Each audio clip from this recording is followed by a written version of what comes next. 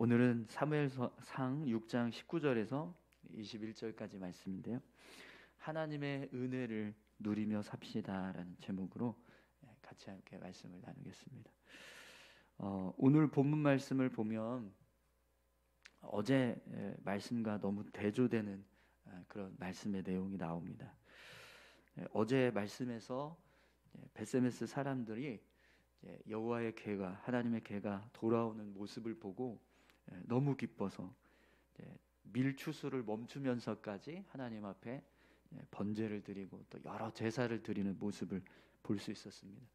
그런데 오늘 본문 말씀을 보면 그들이 하나님의 궤를 들여다본 이유 때문에 하나님의 심판을 받는 모습을 기록하고 있습니다. 우리 19절 말씀을 한번 보시죠. 베세메스 사람들이 여호와의 궤를 들여다본 까닭에 그들을 치사 5만 70명을 죽이신지라. 여호와께서 백성을 쳐서 크게 살육하셨으므로 백성이 슬피 울었더라. 아멘. 베세메스 사람들을 치신 하나님의 재앙이 얼마나 컸던지요. 본문에 보면 크게 살육하셨으므로 백성이 슬피 울었더라, 이렇게 말씀하고 있습니다. 하나님의 재앙이요, 베세메스 사람들을 향해서 아주 강력하게 임하셨다라는 것을 알 수 있습니다. 오늘 본문에 보면은 이제 70명을 죽이신지라 이런 표현이 나오는데요. 그 앞에 가로가 있죠. 가로에 5만이라고 하는 숫자가 덧입혀져 있는데 첨가되어 있는데 이것은요, 성경의 사본들이 여러 가지가 있는데요. 그 중에 어떤 사본은 5만 70명이라고 기록된 사본이 있고, 또 어떤 사본은 그냥 70명이라고 기록된 사본이 있고, 그래서 어떤 사본이 정확하게 쓰여진 사본인지 확인이 되지 않기 때문에 원본이 없어서 사본으로만 우리가 성경을 보기 때문에, 그래서 이제 두 가지 표현이 이렇게 반복이 되는 거예요. 그래서 어떤 표현이 정확한가, 그걸 이제 성경학자들이, 성경을 이제 정리했던 사람들이 뭐가 맞는지를 모르니까 그냥 이렇게 5만이라고 하는 숫자는 가로에다 넣고 70명이라고 하는 숫자를 이제 어떤 정설로 표현을 이제 하게 됩니다. 네. 이 본문의 말씀을요, 두 가지로 해석할 수가 있어요. 하나님께서 징계하셨던 사람들, 그들의 숫자가 5만 70명이었다라고 하는 이제 해석을 하게 되면 그만큼 하나님의 징계가 엄청나게 임하였다라는 것을 우리가 알 수 있습니다. 본문의 이 표현이요, 5만 70명으로 해석이 될 수 있는데, 그 이유가 왜 그러냐면 오늘 본문에서 하나님이 이스라엘 백성들, 이 베세메스 사람들을 치실 때 크게 살육하셨으므로라고 하는 표현이 나오는데, 이 표현이요, 블레셋 땅을 향해서 하나님께서 심판하셨던 그 심판의 어떤 정도와 똑같은 의미를 가지고 있습니다. 그러니까 원어상으로 보면 히브리어 원어에서는요, 이 베세메스 사람들을 치셨던 하나님의 징계와 블레셋 땅에서 일어났던 그 하나님의 징계의 어떤 정도가 똑같은 것으로 그렇게 해석이 돼요. 그래서 5만 70명이 하나님 앞에서 죽임을 당했다, 이렇게 해석을 해도 이제 가능하다는 거죠. 블레셋 땅에서 일어났던 그런 심판의 내용들을 우리가 생각한다면 이게 충분히 이런 일이 일어날 수 있었다라는 거예요. 그런데 이제 또 한 가지 추측하는 것은 이 베세메스라고 하는 지역이 5만 명 이상 거주할 수 있는 그런 큰 도시였냐, 이것 때문에 이제 70명만 하나님께서 심판하셨을 것이다, 이렇게 이제 해석을 하게 됩니다. 왜 그러냐면 이 베세메스 지역은 블레셋 땅에서 이제 이스라엘 땅의 딱 경계에 붙어 있는 변방 지역입니다. 그러다 보니까 이제 뭐 이스라엘에서 보면 완전히 이제 시골인 거예요. 마지막 변두리에 있는 그런 시골인 거죠. 그러다 보니까 이 베세메스 지역에 5만 명 이상 사람들이 거주하지는 않았을 거다, 이제 그렇게 이제 해석을 합니다. 그래서 70명 정도를 하나님께서 치셨다, 70명을 치셨다, 이렇게 표현을 하는 거죠. 그래서 이제 5만을 가로에다 넣고 70명은 이제 본문인 것처럼 그렇게 두 가지 표현을 이제 쓰고 있는 겁니다. 이 19절의 내용에서 그래서 우리가 본문의 말씀을 이해할 때 진짜 중요한 것은요, 몇 명이 사륙을 당했느냐, 사실 그게 아니고요, 왜 이들이 사육당했는가, 왜 하나님 앞에 이런 심판을 받게 되었는가, 거기에 우리가 주목을 해야 합니다. 베세메스 사람들은요, 어제 우리가 보았지만 하나님의 개가 돌아오는 것을 보고 너무 기뻐했어요. 그래서 막 번제도 드리고 여러 제사를 드렸다고 했잖아요. 여러 제사를 드렸다라는 것은 많은 제사를 드렸다는 거예요. 제사를 막 이것저것 다 했다는 거예요. 네. 그 정도로 여호와의 개가 돌아오는 것을 기뻐했는데, 그런데 오늘 본문에서는요, 하나님이 그들을 치고 계신다는 겁니다. 네. 어떻게 해서 이런 일이 일어났는가? 네. 그들이 여호와의 개가 어떻게 생겼나, 그 뚜껑을 열어서 그 소관을 들여다보는 그런 일을 했다라는 겁니다. 그래서 결국 그것 때문에 하나님께서 이들을 징계하셨다라는 것을 우리가 알게 되는데요. 그럼 여러분, 이 사건을 통해서 우리가 깨달아야 할 것이 무엇일까요? 하나님 앞에서 우리가 아무리 열심히 예배를 잘 드려도 하나님의 말씀을 온전히 지키지 않고 불순종하는 삶을 살면 그건 소용이 없다는 겁니다. 예배를 열심히 드렸어요. 제사를 여러 가지까지 막 다 챙겨서 했습니다. 그런데 하나님이 법궤는 레위인만 이동할 수 있도록 그렇게 명령하셨고요. 법궤를 보고 또 그걸 관리할 수 있는 사람은 제사장만 할 수 있게 하셨습니다. 그 외에 어떤 이스라엘 백성들도 함부로 법궤를 만지거나 볼 수 없었어요. 그런데 그걸 어기고 이 베스메스 사람들이 뚜껑을 열어서 본 거예요. 그러니까 그 말씀, 율법을, 하나님께서 정하신 율법을 어겼다라는 거죠. 네, 다른 율법들은 어떤 생활적인, 우리의 삶의 어떤 생활적인 모습에서 우리가 지켜야 하는 규범들이 될 수 있지만, 이 법궤에 관한 율법은요, 하나님과 직결됩니다. 하나님께서 나를 대하듯이 그렇게 이 법궤를 대하라, 이런 의미를 가지고 말씀을 정하신 거예요. 근데 그걸 어기고 베세메스 사람들이 이 법궤를 이제 함부로 열어보는 그런 죄를 짓게 된 거죠. 그래서 하나님이 그들을 치셨다라는 겁니다. 여러분, 베세메스 사람들은 정말 하나님의 개가 돌아오자 밀추수마저 중단하면서까지 그렇게 기뻐했던 사람들인데, 그런데도 불구하고 하나님의 율법을 어겨서 법궤를 함부로 만지거나 볼 수 없다고 하는 이 명령을 어김으로 인해서 결국에는 심판을 받았습니다. 우리가 이 모습을 통해서 한 가지 기억나는 말씀이 있죠. 순종이 제사보다 낫다. 말씀을 믿고 말씀을 실천하는 삶이요, 100번 1000번 하나님 앞에 예배를 드리는 것보다 더 귀하다는 겁니다. 하나님을 향해서 아무리 우리가 예배를 드려도 하나님의 말씀에 순종하지 않으면 결국에는요, 우리가 하나님 앞에서 온전한 모습으로 설 수 없다라는 겁니다. 오늘 저와 여러분들이요, 하나님 앞에 예배하는 자가 아니라 예배하는 자도 되시고 말씀에 순종하는 자도 되시기 바랍니다. 말씀에 순종하며 살아갈 때 우리는요, 하나님의 은혜를 더 깊이 체험하게 됩니다. 사실 이 법궤는요, 앞에서도 말씀을 드렸지만 재앙의 상징이 아니에요. 법궤는 하나님의 은혜의 상징입니다. 이스라엘 백성들이 하나님과 함께 거하기 위해서 하나님이 일부러 법궤를 만드셨어요. 하나님께서 이스라엘 백성들 진영에 임하셔서 그들을 보호하시고 지켜주시고 그들에게 끊임없이 은혜 부어주시기 위해서 이 법궤를 만드셔서 거기에 하나님이 임하셨단 말이죠. 그렇기 때문에 분명히 법궤는요, 축복이자 은혜입니다. 하나님께서 이스라엘 백성들을 향해서 허락하시는 은혜라는 거죠. 그러나 그런 하나님의 은혜, 하나님께서 허락하신 이 축복을 잘 누릴 수 있으려면 어떻게 해야 된다는 거예요?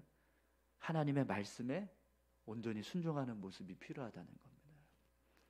지금 베세메스 사람들은요, 어떤 일을 한 거냐면 하나님을 함부로 대한 거예요. 여러분, 법궤는 사실 어디에 있죠? 보통 원래대로 이제 정상적인 법궤가 놓여지는 위치는 어디입니까? 지성소 아니잖아요. 근데 지금 베세메스 사람들이 어떤 일을 한 거냐면 법궤가 원래 있었던 지성소 안에 있다면 그들은요, 지성소를 열고 들어가서 이렇게 본 거라는 거예요. 네. 그냥 법궤가 지금 밖에 나와 있으니까 그걸 이렇게 뚜껑을 열어서 본 것이 조금 이렇게 왜 이렇게 큰 죄가 될 수 있을까 이렇게 생각할 수 있지만, 지성소 안에 있는 법궤를 향해서 만약에 베세메스 사람들이 그런 행동을 했다라고 하면 얼마나 큰 죄를 지었는가에 대해서 우리가 충분히 이해할 수 있습니다. 지성소를 까고 들어가서 휘장을 제껴서 우리가 한번 법궤가 어떻게 생겼는지 한번 보자 이러면서 70명이 들어가서 그걸 이렇게 쳐다봤다고 생각을 해보십시오. 얼마나 이스라엘 백성들 사이에서 어떤 일이 벌어졌을까요? 난리가 났을 겁니다. 성전을 함부로 범한 죄, 법궤를 그렇게 본 그냥 죄가 아니라 성전을 범한 거예요. 성전의 거룩함을 해치는 죄를 이들이 행하였다라는 거죠. 그러니까 하나님을 업신여겼다라는 겁니다. 하나님을 멸시하는 일을 했다라는 거죠. 그래서 이들에게 주어진 축복과 은혜가요, 결국에는 뭐가 됐어요? 저주와 심판으로 바뀌어버렸습니다. 여러분, 하나님의 말씀을 따르지 않는 것은요, 결국에는요, 하나님의 어떤 하나님의 뜻을 저버리고 또 하나님을 멸시하는 그런 행동이 될 수 있습니다. 베세메스 사람들은 하나님께 예배는 잘 드렸지만 말씀대로 사는 모습은 부족했다는 겁니다. 그 결과가 축복과 은혜가 저주와 심판으로 바뀌어버리는 일이 생겼습니다. 그래서 여러분, 오늘 본문 말씀을 보니까 이렇게 하나님의 심판을 받자 베세메스 사람들이 어떤 일을 합니까? 우리 20절에서 21절 보겠습니다. 베세메스 사람들이 이르되 이 거룩하신 하나님 여호와 앞에 누가 능히 서리요? 그를 우리에게서 누구에게로 옮겨가시게 할까 하고 전령들을 기럇 여아림 주민에게 보내어 이르되 블레셋 사람들이 여호와의 궤를 도로 가져왔으니 너희는 내려와서 그것을 너희에게로 옮겨가라. 아멘. 결국에는 베세메스 사람들이요, 이 법궤를 옮겨가라고 기럇 여아림 사람들에게 전령을 보냅니다. 오늘 본문 21절에 보면 이런 표현이 나와요. 전령들을 기럇 여아림 주민에게 보내어 이르되 블레셋 사람들이 여호와의 궤를 도로 가져왔으니 너희는 내려와서 그것을 너희에게로 옮겨가라. 굉장히 법궤가 하찮은 것처럼 그렇게 표현되지 않습니까? 이거 빨리 가져가 가라고 거들떠보지도 않는 것처럼 이렇게 블레셋 사람들이 여호와의 궤를 도로 가져왔으니까 너희들 빨리 와서 가져가, 이렇게 지금 이야기하고 있다는 거예요. 여러분, 법궤는요, 그렇게 취급되어야 할 물건이 아니에요. 정말 이스라엘 백성들에게 있어서는요, 어떤 물건보다 더 귀한 성물입니다. 하나님이 거하시는 지성소가 있는 장소인데 그걸 이렇게 함부로 그냥 야 빨리 가져가, 도로 가져가 버려, 이런 식으로 표현할 수 있는 그런 물건이 아닌데, 지금 베세메스 사람들은요, 자신들이 당한 그 심판 때문에 이렇게 법궤가 마치 아주 우스운 물건인 것처럼 취급을 하고 있다는 거죠. 오늘 본문의 20절에 보면 이들이 이런 말씀을 합니다. 이들이 이렇게 이야기합니다. 이 거룩하신 하나님 여호와 앞에 누가 능히 서리요? 이런 말씀이 나오는데요, 사실은 베세메스 사람들이 이 거룩하신 하나님 앞에 능히 설 수 있는 은혜를 입을 수 있는 사람들이었던 거예요. 베세메스 사람들이 법궤를 맞이하는 이 모습은요, 이스라엘 전체 백성에게서 아주 좋은 모델이 될 수 있었습니다. 이렇게 법궤를 훌륭하게 맞아들이는구나, 이 법궤를 이렇게 소중하게 여기는구나, 이걸 모든 이스라엘 백성들 앞에서 이렇게 다 인정받을 수 있는 일을 한 거예요. 그런데 한순간에 그걸 다 잃어버리는, 말씀을 어기고 율법을 어겨서 그 모든 것들이 다 물거품이 되는 일을 하고 말았다는 거죠. 그래서 베세메스 사람들이야말로 거룩하신 하나님 앞에 설 수 있는 이런 영광을 얻을 수 있는 사람들이었는데 말씀을 어기고 법궤를 함부로 대해서 그 영광을 잃어버리게 되었습니다. 여러분, 앞에서 이렇게 법궤를 옮겨달라고 요청했던 모습 우리가 또 볼 수 있었는데 어디서 이런 모습이 있었죠? 블레셋 땅 아스돗 사람들이 다곤 신전에다가 여호와의 궤를 놨다가 징계가 임하니까 어떻게 하죠? 가드 사람들한테 야 빨리 와서 좀 이것 좀 가져가라 이랬잖아요. 지금 베세메스 사람들도 이 아스돗 사람들하고 똑같은 지금 모습인 거예요. 하나님의 은혜의 상징, 하나님의 축복이 임하는 이 법궤를 그걸 제대로 관리를 못해서 그걸 잘 보존하지 못해서 결국에는 그 축복을요 다른 사람들한테 빼앗겨 버리는 일을 지금 하고 있습니다. 여러분, 오늘 저와 여러분들의 삶에 하나님의 은혜가 늘 함께 하실 수 있기를 축원합니다. 그런데 여러분, 그 하나님의 은혜를 우리가 늘 정말 이렇게 함께하면서 그 은혜를 누리면서 살려면 예배하는 것만으로는 부족하다는 거예요. 왜 그렇습니까? 하나님이 예배 가운데 은혜를 주세요. 그 은혜를 가지고 우리가 삶을 살아갈 때 어떻게 살아야 될까요? 그걸 누리면서 살려면 말씀대로 살아가야 합니다. 그런데 말씀대로 살지 않고 은혜만 받고 우리의 삶은 말씀으로 살지 않게 되면 은혜가 없어요. 왜 그렇습니까? 하나님의 뜻이 이루어지지 않으니까 우리의 삶에 은혜가 사라지는 겁니다.